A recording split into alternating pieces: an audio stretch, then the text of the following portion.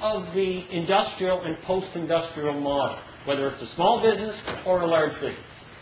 You essentially had a pyramid where you had a small number of individuals at the top that either had technical expertise or financial expertise, and you had larger numbers of people doing labor and work in some form at the bottom of that pyramid.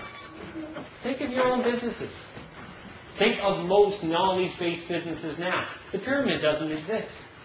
It could be inverted, it could be sideways, it could be simply a rectangle if you wanted to portray it in that way. But the reality is, you are dealing with organizations, even in the smallest of businesses, where the key person may not be you as the manager or owner. It may, in fact, be the talent in the organization. And that could be the people that know the technology or the people that know secondary and tertiary ways of using that technology. And yet, when we first started using these technologies, and when we first informated businesses, and there's a myriad of studies to show this, the limiting factor in the return on investment in those organizations had nothing to do with the technology whatsoever. It had to do with outdated, outmoded management structures, trying to hold on to a hierarchy in a business for which a hierarchy did not apply. That's the challenge inside my organization at the Nova Scotia Community College, and we've worked very hard and will continue to work hard to free it up by moving to other models of how you allow the organization and ideas within the organization to bubble up and give them life. And I guarantee you, hierarchies will suppress the very innovation that you need to have your business succeed.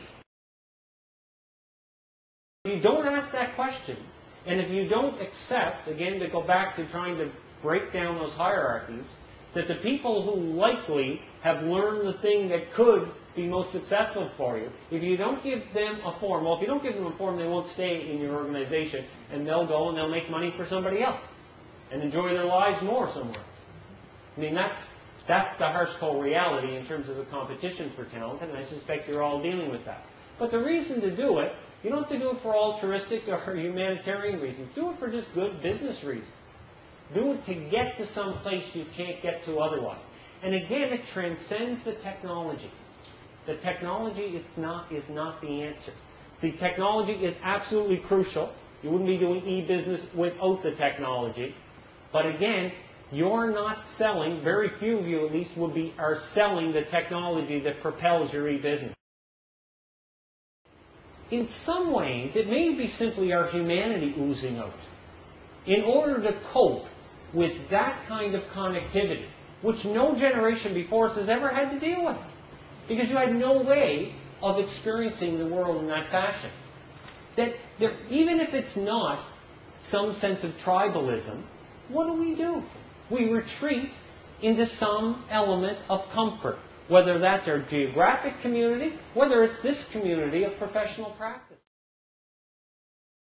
My colleagues that are here today know that this is a deeply held belief of mine, and that is, in academic institutions, including ours, don't do it as well as we might, and that is, follow students and you'll rarely go wrong. The trouble is, in terms of e-commerce, we can't keep up with them. And we're struggling in terms of being late to adopt enterprise solutions with full web portal capacity. And we'll catch up, and we'll catch up very quickly. But I was talking to a colleague the other day at an Ontario college, and this will give you a sense of just where students are.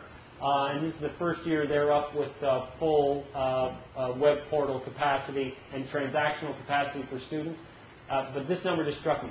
500,000 transactions in a 2-week period. And there are colleges that's only slightly larger than ours. Understanding where, in fact, in your case, your customer, in our case, our learners, who in many cases, and certainly in terms of transactions, I'm very comfortable thinking about them in a customer relationship. We've got to provide better service, and we've got to provide it in the way they want to use it. I've used this slide many, many times because I think it's so powerful, and a number of inventions that have occurred through society, and the time to widespread adoption. So getting an invention to widespread adoption.